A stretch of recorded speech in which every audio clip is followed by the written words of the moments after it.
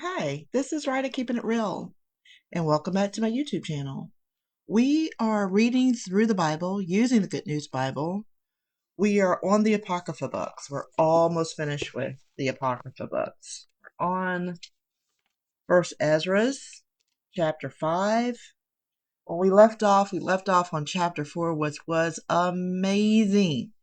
If you have not had a chance to find and read, it's actually Esdras chapter 3 and 4.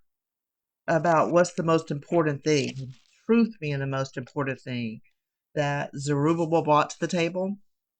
So we're going to continue to see what's next. But before we do that, I learned from my studying of the Sefer Yatzarats that there are gates that open each month, each Hebrew month. And the gate, I wrote this on my new little electronic tablet. The gate that's open now for the month of Shavat, which is from January 10th to February 17th or thereabouts, is the gate of righteous growth. These gates that we can walk through if we know how to walk through them. So the one way, when we look back at the last video, a couple videos ago, is that ChatGPT said that we could do is to pray the right prayer. And the right prayer for righteous growth, and we know that righteous means just staying on the path, is this. This is what I've been praying. Root in me what is true, prune what is false, and let right growth take hold. Just sharing that in case you want to use it. So here we go. First Esdras, we're on chapter 5. The list of those who return from exile. So after that great speech from Zerubbabel about truth being the most important thing and the king agreeing, the heads of clans were chosen, tribe by tribe, to go to Jerusalem with their wives, children, slaves, and animals. Slaves and animals. That's interesting. Emperor Darius sent 1,000 cavalry troops to escort them safely back to Jerusalem. He sent them off to the music of drums and flutes while all their fellow countrymen danced for joy. These are the names by tribes, clans, and families of the men who returned. Amongst the priests, descendants of Phinehas, I know that name, but I don't know how to say it right now, son of Aaron, was Joshua. And I'm not going to read these names because I never know how to read them right, but you can see them here. The son, the grandson, he was accompanied by Zerubbabel, who was, and then it's all of these names,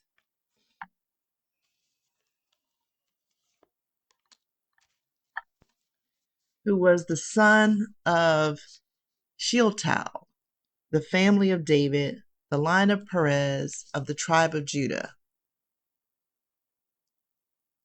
I mean, and this is how detailed it is of the lineage, the heritage. He was the one who had spoken the wise words before Emperor Darius of Persia. They left Babylon in the 2nd year of his reign in Nisan, the 1st month, which is why these Hebrew months are so important. Because as you're reading, especially as you're reading the Old Testament, it's gonna give you the names of the Hebrew months. These are the Jewish men who returned from exile. Their families had been living in Babylonia since King Nebuchadnezzar had taken them there as prisoners. They returned to Jerusalem and the rest of Judah, each to his own hometown. Their leaders were Zerubbabel. So the leaders were Zerubbabel, Joshua, Nehemiah, Sarah, Sirah, Sarah. I can't pronounce all these. It's Mordecai. But these are the leaders. So now we're moving from the truth to action. The following is a list of the clans of Israel. These are clans of Israel. And the number of those from each clan who returned with their leaders in exile. So here are the clans. And here's the number. This reminds me of the book of Numbers. That's that detailed. It's a county. It's a census almost. It's a record. The people whose ancestors had lived in the following towns also return. And these are the towns. And that's how many returned.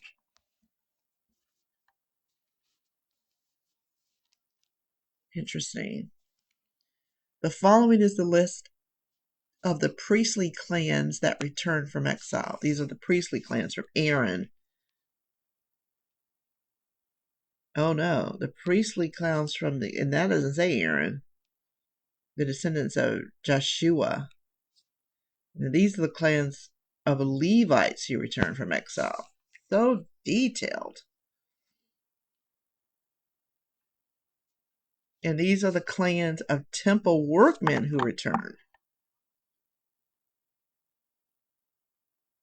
Interesting that Esau's there.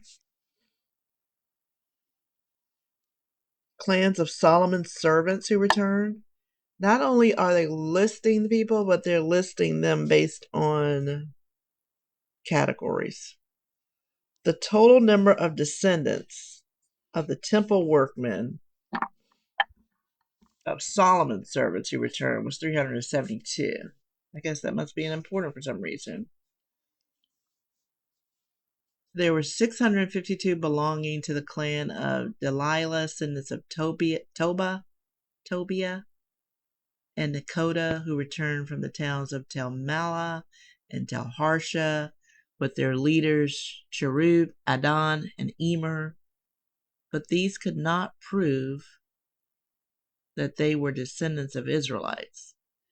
Look how important that is.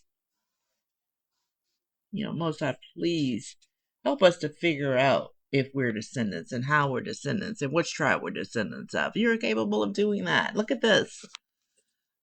Let's ask for what we want. That's what I want. Be able to track this back. The following clans who claim to be priestly clans. Could find no record to prove their ancestries. These are all the people who couldn't prove their ancestries. Habiah, Hakaz, Jadaz, the ancestor of the clan of Jadaz, had married Agag, one of the daughters of Brasilia, and had taken the name of his father-in-law's clans. Since they weren't able to prove who their ancestors were, they were not allowed to function as priests. Interesting. Where now we have priests who just go to school and become priests, and ministers and pastors. Nehemiah, the governor, told them that they could not eat the food offered to God until there was a high priest who could use the revelation of truth. What is the revelation of truth? Revelation of truth. H.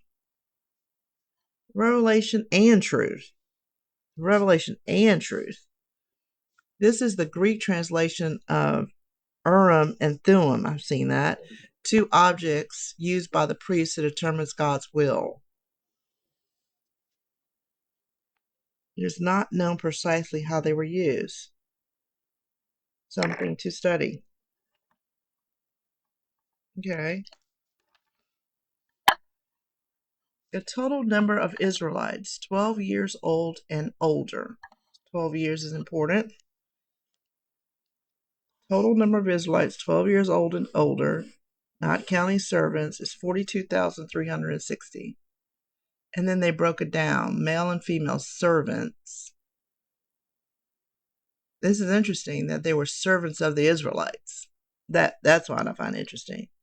Then male and female musicians, camels, horses, mules, and donkeys.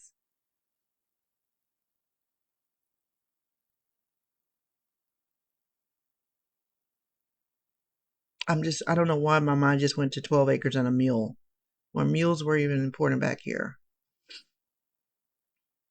When the exiles arrived at the place of God's temple in Jerusalem, so they're on foot getting back to Jerusalem, so here they are. They're back at the place where they're going to build this temple. Some of the leaders of the clans took a vow to rebuild the temple on its old site. Okay. I don't know why this is bringing chills over me. I can't understand why. To the best of their ability. I think I know why. They promised to contribute for the rebuilding and the service of the temple 1,000 pounds of gold, 5,000 pounds of silver, and 100 robes for priests. The priest, the Levites, and some of the people settled in and around Jerusalem. The musicians and the temple guards settled in nearby towns, and the rest of the Israelites settled in the towns where their ancestors had lived. It must have been a glorious time for them. Worship begins again. So they are back home. They're settling in.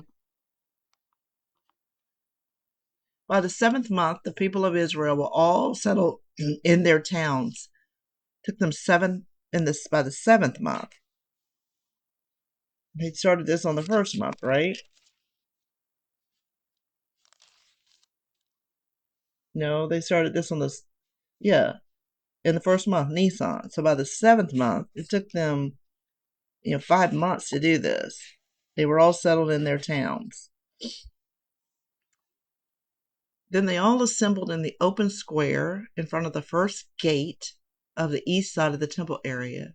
Joshua, son of Zodak,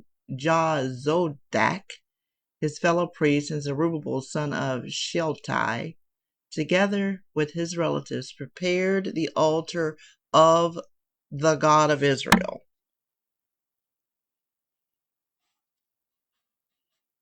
so that they could burn sacrifices on it according to instructions written in the law of Moses, the man of God. Some of the local people, even though they were stronger than the Jews and opposed them, joined them in rebuilding the altar where it had stood before. Then the Jews began once again to burn the regular morning and evening sacrifices on the altar. They celebrated the Festival of Shelters according to the regulations, each day offering the sacrifices required for that day. They also offered the normal daily sacrifices, as well as those required for the Sabbath, the new moon festival, and the other regular assemblies for worship. Although the people had not yet rebuilt God's temple, everyone who had made a vow to God began to offer sacrifices on the first day of the 7th month.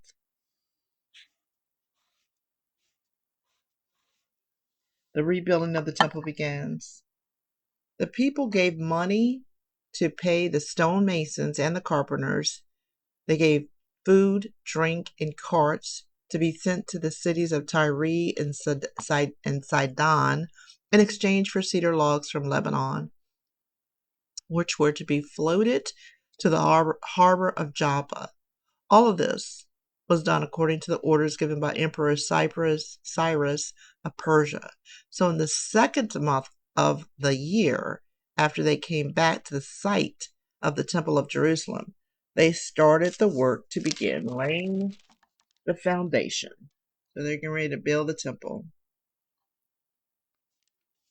Zerubbabel, Joshua, and the rest of the fellow countrymen, the priests and the Levites, in fact, all of the exiles who had come back to Jerusalem, joined in the work. The Levites, 20 years of age and older, were put in charge of rebuilding the temple for the Lord. So they had to be 20 years or older to do that. The Levite Jeshua and his sons and relatives, his brother Kadmiel and sons Joshua, Imabun, the sons of Jada, sons of Eladan, and all of their sons and relatives. In fact, all of the Levites joined together to take charge of rebuilding the temple. While the workmen were building the temple of the Lord, the priests in their robes took their places with trumpets and other musical instruments in their hands, and the Levites and the clans of Asaph stood there with cymbals. They praised the Lord and gave thanks to him according to the instructions handed down from the time of David. They sang psalms praising the Lord, repeating the refrain. Wow. The goodness of the Lord and his glorious presence are with all Israel forever. All of the people blew trumpets and shouted with all of their might, praising the Lord because the temple was being rebuilt. Some of the older priests, Levites, and heads of clans had seen the first temple. And when they came and saw the building of this temple, they cried and wailed. Others who were there blew trumpets and shouted for joy. The crowd blew the trumpets so loud that the blast could be heard far away. But no one nearby could hear the blast of the trumpets because the sound made by those who were crying and wailing was so loud. They were just so happy that this was happening. Opposition to rebuilding the temple. There's always ops. Why? Who's opposed to this now? All right, the enemies, their enemies of the tribes of Judah and Benjamin, heard the sound of the trumpets and came to see what it meant. When they learned that those who were returned from exile were rebuilding the temple of the Lord God of Israel, they went to Zerubbabel, Joshua, and the heads of the clans and said, "Let us join you in building the temple." Okay. We worship the same Lord you worship, and we have been offering sacrifices to him ever since Emperor, wow, who's that? Esarhaddon of Assyria sent us here to live. Who is that? J.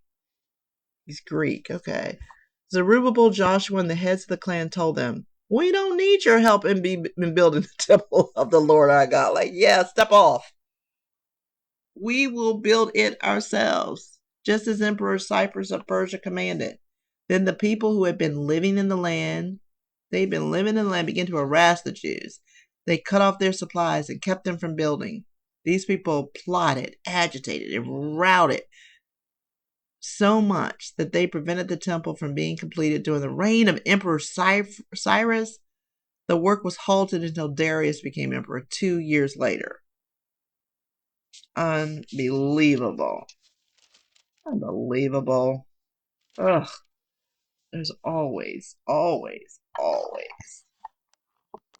somebody putting a wrench in the activities. All right, that was chapter 5. So at least they're back home and they're happy. And there's music and there's dancing. That's good. This is interesting.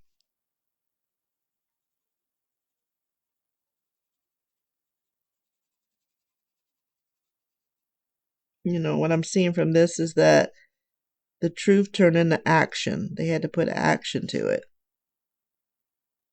The action is they had to do the census first. They had to gather up everybody. They had to have leaders. So Zerubbabel wasn't just a good orator. He was a good organizer and a good leader. It's important. So I don't know. Something just tells me that this is important for us to know these things. That things repeat. So it's not like it's new. Like we're trying to see what's next after this system falls apart, which we are praying for because it's not helping us. Never has. Never will, right? If you're somebody who hears my voice right now, you're like, "Oh, I hope things get better." Okay. Just know, get better for who? They're never going to get better. I mean, for so-called black people, we've never had it. They've never tried to help us, though. And they never will. There'll always be ops, right? There'll always be opposition to us and our progress. We see that. Right? There's always been opposition to our progress to the point of burning down our cities and towns that we build up. Like, we don't need you. We good. They're like, "No, you're doing too well. You're making us look bad." It's interesting. So we're almost at the 20-minute mark, and I am going to finish coloring this while I upload the video, and we will continue reading First Esdras. So until next time, it's Ridea keeping it real.